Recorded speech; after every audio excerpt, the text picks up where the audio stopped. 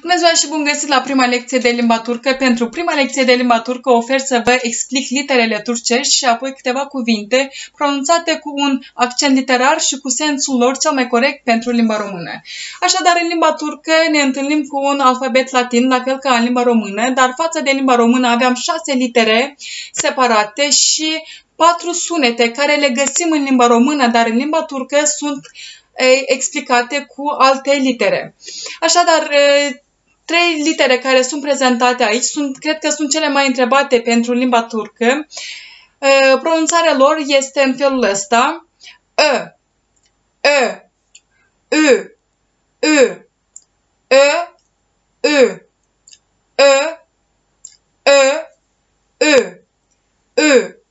Litera G moale, care va fi pronunțat mai târziu prin cuvinte, litera C, K și I. În limba turcă, sunetele care sunt scrise aici, la fel le întâlnim și în limba română, dar vreau să le prezint mai de aproape și să le notați că, cum arată, există aici, că aceste sunete sunt scrise